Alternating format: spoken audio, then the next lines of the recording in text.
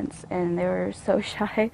They didn't want to leave their mom and their dad, but eventually I broke them down, and they grew attached to me, I guess, in a way, because Celeste wouldn't even leave my leg. And Shanann, she just had a smile that made everybody smile. You couldn't help it. When she smiled, she just, had to be happy. Her laugh was contagious, and those girls, they had the laughs of angels, and they had the hearts of angels, and the souls of angels. I can't believe that they're gone. Perfection. Shanann, she just had a smile that made everybody smile. That's what the Watts family portrayed online. It's what close friends saw in real life, too. Everyone who looked at Shanann and Chris, they just immediate thought was love. Today, the family babysitter visits the home she's always walked up to, not to watch the kids, but to light a candle at their memorial. I don't think any of us expected this. I definitely didn't, and I'm so sorry. Lauren Nauman says she never expected the search for a pregnant Shanann Watts and her 2 girls to end as a homicide investigation. She definitely didn't expect the police to name husband and father Chris Watts as the suspect. I wanted to defend him for what people were claiming he did before he confessed. She defended her close family friend, even when the world didn't. Nobody that knew him wanted to believe that it was him. Now, why this could happen hasn't come out just yet, but right now, it's time to grieve. He's a monster. And he's a monster who let us comfort him and felt absolutely no remorse for what he's done. In these moments, God, I miss him. Loved ones put the why aside and bring the memories forward. Her laugh was contagious, and those girls, they had the laughs of angels, and they had the hearts of angels. Welcome to The Hidden Verdict, the channel where every case pulls you further into the unknown. Hit subscribe and step with us into the darkest corners of the human mind. The night began like so many others. The house was quiet in that familiar way, the kind of calm that comes after routines have been followed and children have settled into sleep. For the babysitter, nothing about the evening was supposed to stand out. Bella and Celeste were sweet, playful, and tired. The home felt lived in, ordinary, safe. And yet, beneath that normalcy, there was a feeling that lingered, subtle, uninvited, and impossible to explain. It wasn't fear. Not exactly. It was more like a tightening in the chest, a sense that the atmosphere didn't quite match the scene. The babysitter would later struggle to describe it, because there was no single moment that screamed danger. No raised voices. No visible conflict. Just a quiet heaviness, the kind you notice only when you slow down enough to feel it. There were pauses that felt too long. Silences that didn't feel restful. A sense that something important was being held back, unsaid, unseen. At the time, the babysitter dismissed it the way most people do. Everyone has off days. Every home carries stress. It felt inappropriate to question a family's private world based on a feeling alone. Looking back now, that's what makes this story so unsettling. The warning wasn't dramatic. It didn't arrive with urgency or clarity. It came as discomfort wrapped in routine, intuition buried under politeness. The babysitter finished the job, left the house, and carried on with life, never imagining that this ordinary night would later feel so significant. If stories like this matter to you, consider subscribing to The Hidden Verdict. These moments remind us that the truth often hides not in what happens, but in what we feel and ignore. At the time, the babysitter didn't know what that feeling meant. They only knew it stayed with them longer than it should have. And sometimes, the most terrifying signs are the ones we don't recognize until it's far too late. Chris and Shanann Watts, and some responsibilities you might have had for babysitting their children. Yes. So, how long have you known Chris and Shanann? My dad used to work with them, and I think I got to meet them when I was around 6 or 7 years old. So Jeremy is your dad? Yes. And who did he work with? He worked with both of them. They both worked at Longmont Ford. Shanann was a salesperson, and Chris was a mechanic. Okay. Do you remember when that was? I would say probably in 2013 or 14-ish is when they all worked there at the same time. What did your dad do there? He was an internet manager.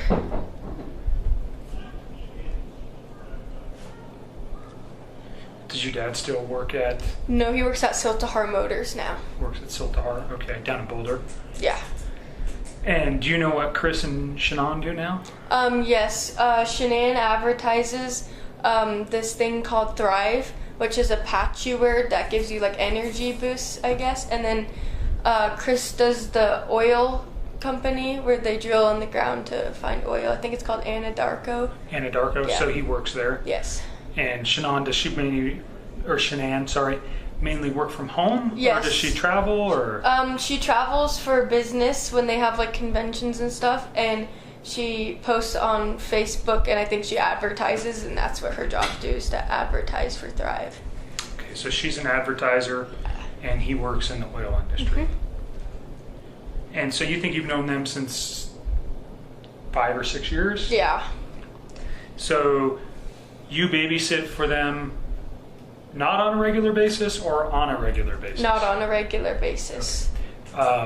So how many times have you babysat for them? Just once. Once. And when was that? Saturday night. Okay, so today is the 14th. Monday is the 13th. Sunday is the 12th. So the 11th. So the 11th. Yes. Okay, so you babysat for them on Saturday. What time did you start babysitting? 4:30 p.m. 4:30 p.m.? Yes. And who asked you to babysit? Chris had contacted my dad. On what day? Friday. Do you know what time? No, I do not know what time. And he asked, He asked if I could babysit their kids while he went to the Rockies game, and Shanann was out of town. do you know who he was going to the Rockies game with? He said something about how it was with his work or something from his work, because my dad was going to the Broncos game that night, and my dad had invited him to go to the Broncos game because he had an extra ticket, and he said he couldn't because this is something from work. So friends or something from work? Yeah. Did you see, so what time, how did you get to his house? Did you babysit there or did he come here? I went there, my mom dropped me off. And that was on Saturday. Yes. Your mom, what's your mom's name? Jennifer. Lindstrom? Yes. Do you know your mom's birthday? July 1st, 1981. It's awesome you know your mom's birthday. So Saturday your mom drops you off. What time? 4:30. Was anybody at the house? Chris and his 2 daughters. Okay. What are his daughters' names? Celeste and Bella. How old's Celeste? She's 3 and Bella is 4. Anybody else at the house besides those 3? No. So tell me what happens. Your mom drops you off. Does your mom come in with you? No. You just get out Yeah. and go in by yourself? Yeah. Okay. Do you have a cell phone? I do. What's your number? 720.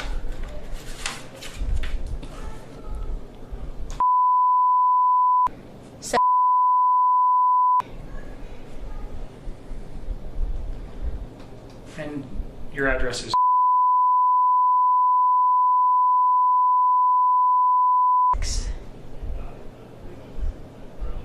So you go into the house.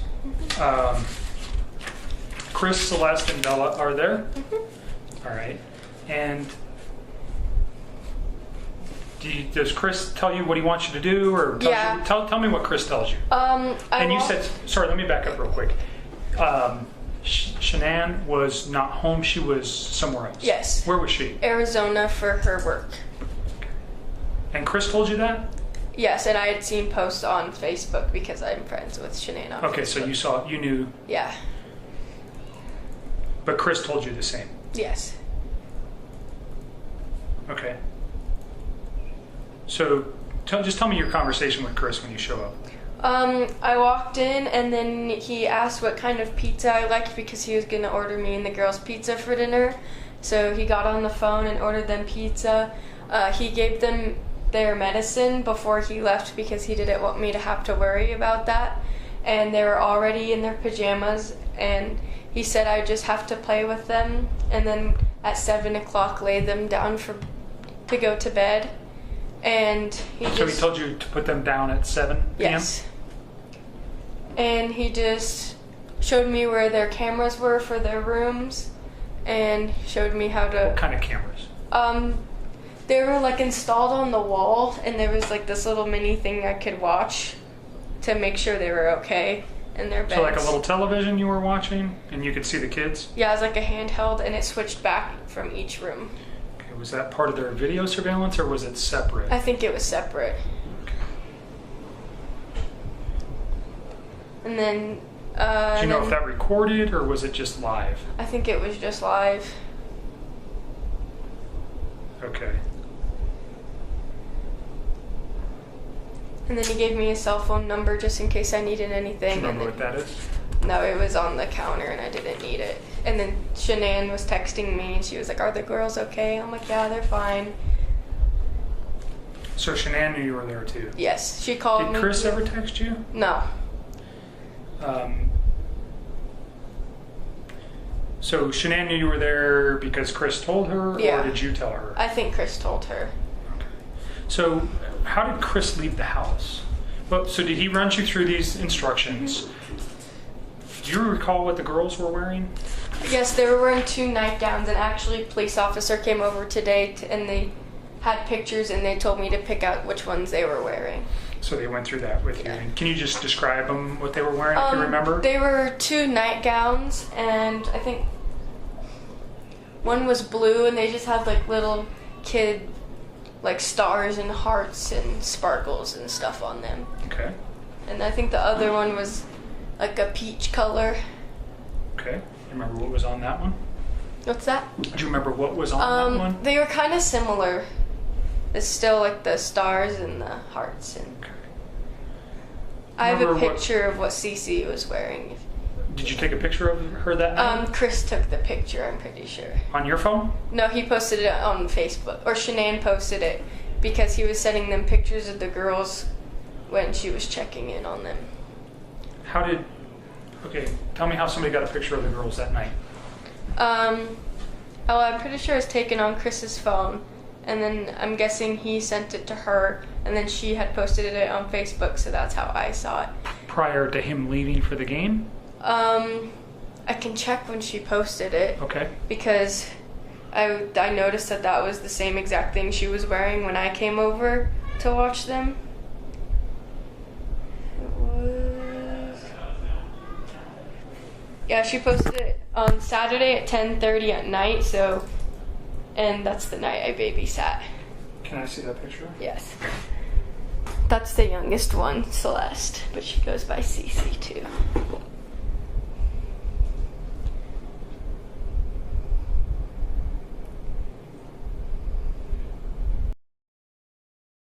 In the days that followed that night, the babysitter tried to forget the unease they had felt.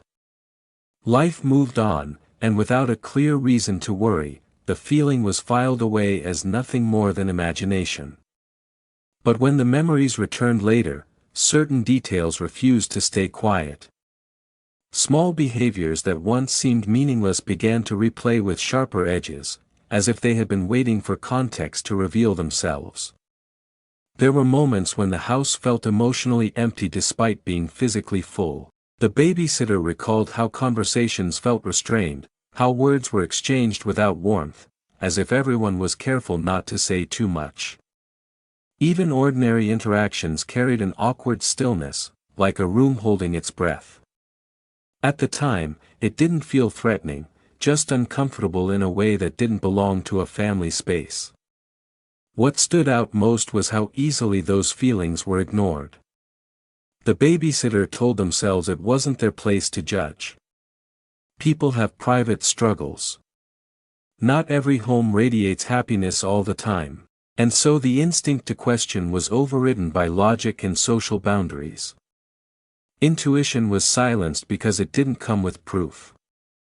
Looking back, that decision feels painfully familiar. How many times have people sensed something was wrong, only to talk themselves out of it? If you've ever experienced that, take a moment to like this video and share your thoughts in the comments. These stories resonate because they reflect how human hesitation can overshadow instinct. The babysitter didn't see violence. They didn't hear threats. What they noticed was absence, of connection, of ease, of emotional presence. It was subtle enough to dismiss, yet strong enough to linger in memory long after the night ended. At the time, there was no reason to believe those quiet alarm bells meant anything at all.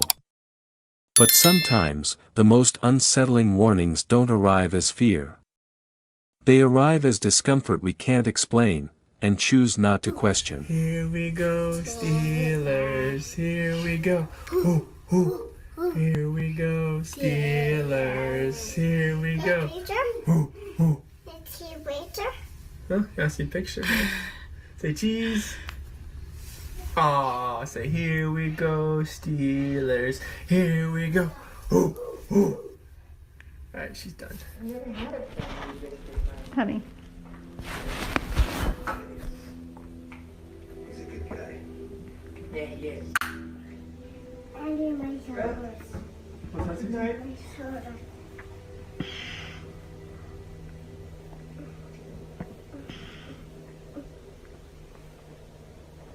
Are you comfortable?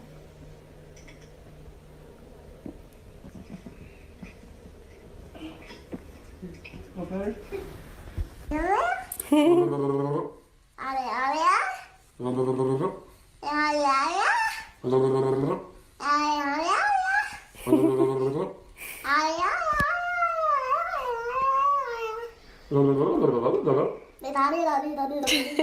Almost 7 o'clock at night. She's still going. Time for night. Good night. Good night, Cece. Love you.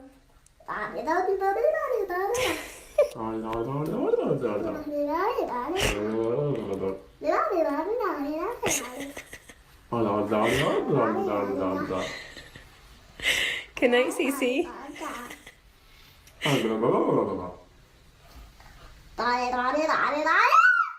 Stop. We'll give a new one. I do this. I give the new turtle. This is Turtle's mommy.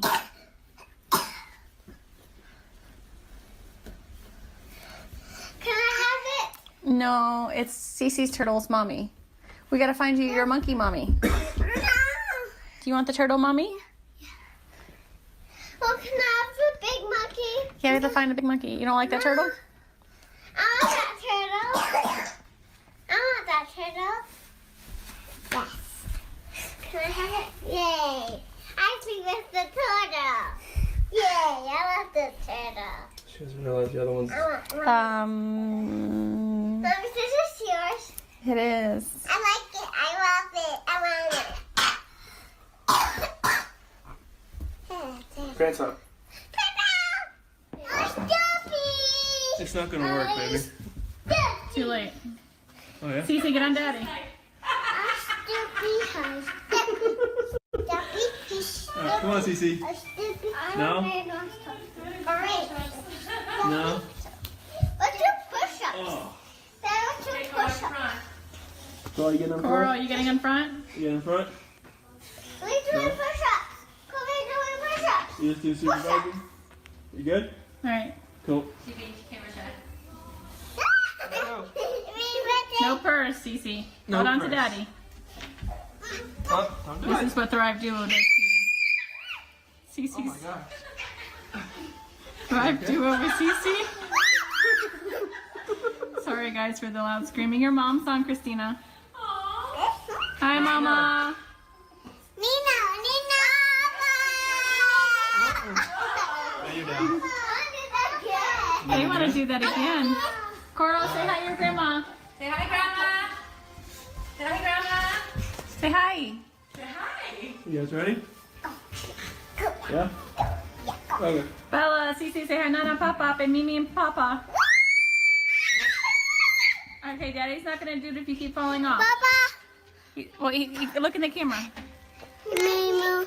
Right here, look here. Hey, Papa. He's not on there. We're watching a video. Okay. You silly goose. You guys, Was that see? Cece? Yes. Yeah. Guys, if you fall off, we're not gonna do it anymore, okay? Yeah, you good? Nina. Yes, Eat it. Watch this.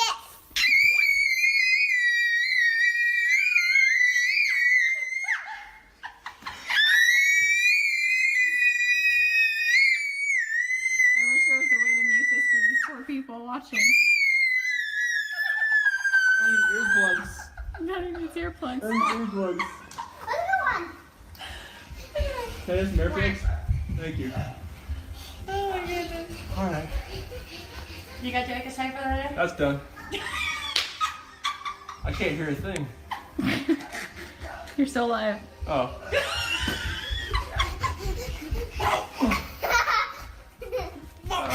Jeez. 100 miles an hour. I'm gonna do it again. You're losing audience, Chris. What made those memories so difficult later was not what the babysitter saw, but what never quite made sense. There were gaps in the evening that felt strange only in hindsight. Moments when time seemed to stretch without explanation, when movement through the house felt cautious rather than casual. Nothing alarming happened, yet the energy felt restrained, as though everyone was carefully staying within invisible boundaries. The babysitter remembered how normal questions felt unnecessary, almost intrusive. There was a sense that asking too much or lingering too long would disturb something fragile. At the time, this was brushed off as respect for privacy.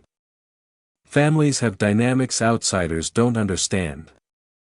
But now, those instincts to stay quiet feel heavy with meaning. There were also moments of emotional disconnection that stood out later. Interactions felt functional rather than warm, purposeful instead of relaxed. It wasn't hostility, it was distance. The babysitter would later describe it as being in a room where people existed near each other but weren't truly present together. That feeling didn't register as danger in the moment. It registered as discomfort that didn't belong to them to solve. If you're finding yourself piecing these details together as the story unfolds, consider sharing this video. These reflections matter because they show how warning signs can hide inside everyday behavior, especially when nothing overtly wrong is happening. What's haunting is how easily the mind fills in missing pieces with normal explanations. Stress. Fatigue. A long day. The babysitter convinced themselves that everything they sensed could be explained away. And because there was no clear threat, there was no action taken. Only later would those unanswered questions return with force. Only later would the quiet moments feel like signals instead of coincidences. At the time, the babysitter walked away believing nothing important had happened, never knowing that what didn't make sense that night would one day feel impossible to forget. Everything changed the moment the news broke. What once felt like an ordinary memory suddenly became something far heavier. The babysitter watched the reports in disbelief, hearing names and details that instantly pulled them back to that quiet night. The house. The silence. The feeling they couldn't explain. Suddenly, it all demanded to be remembered. Moments that once seemed harmless began to replay with painful clarity. The pauses. The emotional distance. The heaviness in the air. None of it had looked like danger then, but now it felt impossible to separate those feelings from what followed. The realization didn't arrive as certainty, it arrived as guilt. The haunting question of whether something should have been said, or if anything could have been done, lingered long after the shock faded. The babysitter wasn't imagining new details. They were seeing old ones differently. Hindsight reshaped everything, turning discomfort into warning and silence into signal. Yet the most difficult truth was understanding that there had been no clear evidence, no moment that justified alarm. Just intuition, unsupported and easy to dismiss. If this chapter is making you reflect on moments you've questioned in your own life, take a second to comment and share this story. These conversations matter, especially when they help others understand how easily warning signs can be overlooked. The babysitter would later describe feeling trapped between responsibility and reality. Knowing now what they couldn't have known then. Realizing that instinct alone rarely feels strong enough to act on when the world looks normal on the surface. In the aftermath, the memories didn't bring answers, only awareness. Awareness of how danger doesn't always announce itself, and how tragedy often reveals itself only after it's too late. The night that once felt forgettable had become unforgettable, not because of what happened, but because of what was quietly felt and ignored.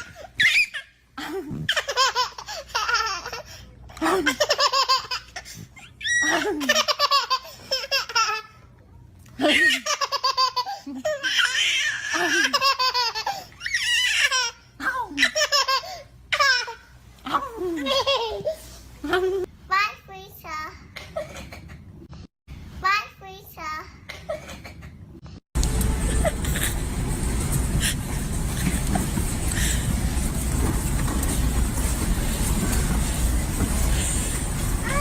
Hey, baby!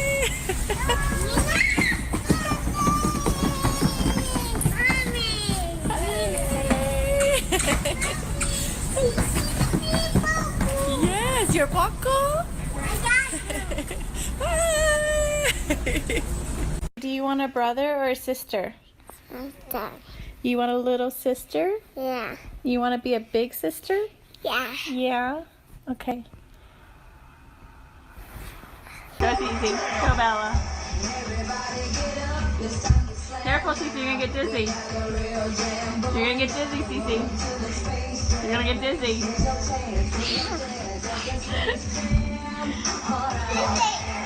We don't ring around a rosy. We don't ring around a rosy. Ring around a rosy. Lots of rosy. Ashes, ashes, we all fall down. Blow on it, Cece. No, don't let her touch the plate. No, no, no, no. Blow on it, Cece. I'll be low. Blow. Cece, blow.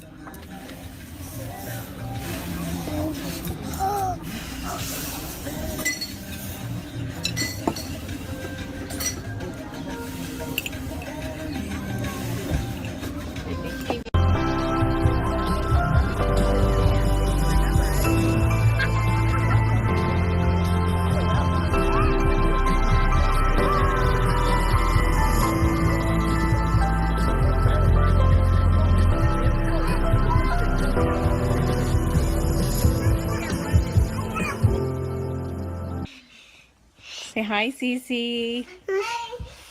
Hi. Look at this monster. This is what I deal with. Like, she's a monster. Don't you jump off the couch. Oh. I'm sitting right here, Mama. She's a monster. Like, she doesn't stop. Like, seriously, this kid hasn't napped today. No, don't stay on my legs, baby. My life. You want more cereal? Wipe it. I'll wipe it. It's boo-boo. It's a boo-boo. Cece, are you hungry? Celeste. Hey, are you hungry? Yeah. Yeah. Yeah. Cereal. I'll wipe it. We'll wipe it.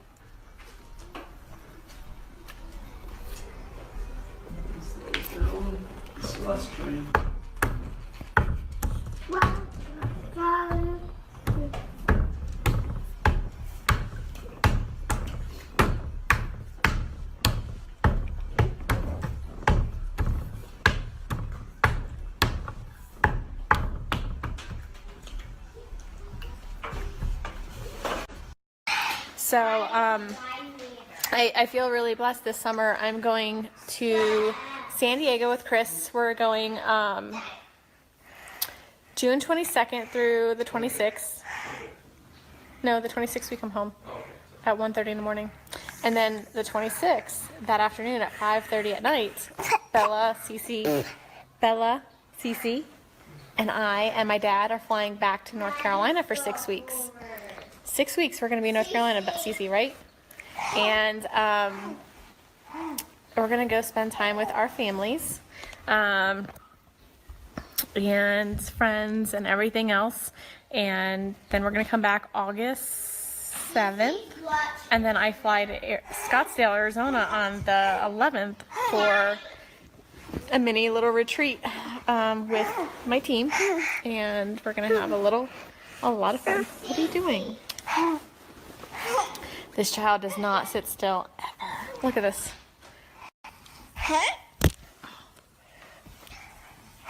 Bella, say hi. Bella, say hi. And I really love the fact that careful, Cece, there's a table there. Child. Yeah, day in the life with Cece. And just feel blessed that we can do that. We can travel the world. One day Chris can travel that long with us.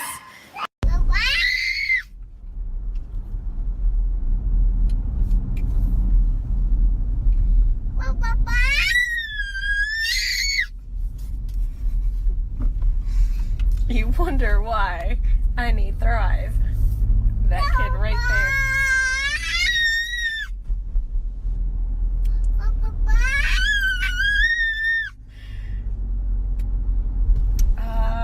7:15 in the morning. Cece. Thrive is a must.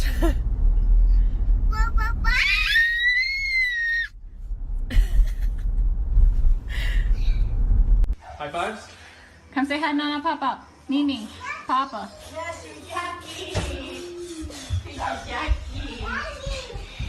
Oh, Cece? yucky? Good job. Want to chase me? You want Dad to do push-ups again? Want to chase me? Will you chase or push ups? Chase me. Okay. Okay. Say goodbye to Nana. Say goodbye. Say goodbye to So I can go everybody. chase you. Bye. Because you're so sweet. Cece, blow kisses. You're adorable.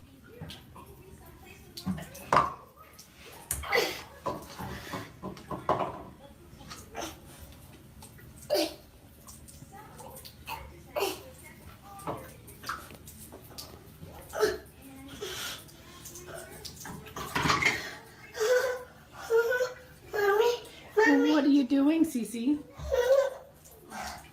Are you stuck?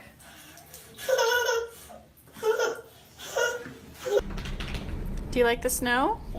Let's see. Is that snow? Yeah. Is it cold? I see. It's snow. Are you putting on your toes? Oh no. On the floor. Do you want to go play in the snow? No. I'm cold. It is cold, baby. Shut the door. I'm not that cold. It is cold. I'm cold. I know, baby. It's cold. So rub it on the door. Oh, you're putting on your toes? It's cold. More. You want more? Yes. I'm cold. I know it's cold.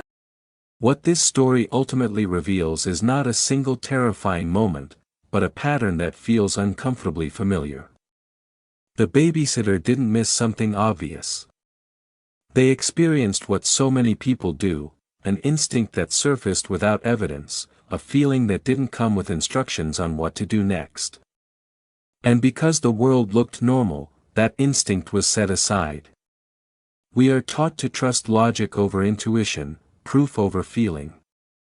We're told not to overreact, not to assume the worst, not to interfere in lives that aren't ours. In most situations, that advice keeps the peace. But in rare and tragic moments, it becomes the reason warning signs remain unspoken. The discomfort the babysitter felt wasn't fear. It was awareness without context, and without context, awareness is easy to ignore. This isn't a story about blame. It's a story about recognition. About understanding that danger doesn't always appear as chaos or violence. Sometimes it hides in silence, in emotional distance, in a room that feels wrong without showing why. Those signals are quiet, and because they're quiet, they rarely feel important until hindsight gives them meaning.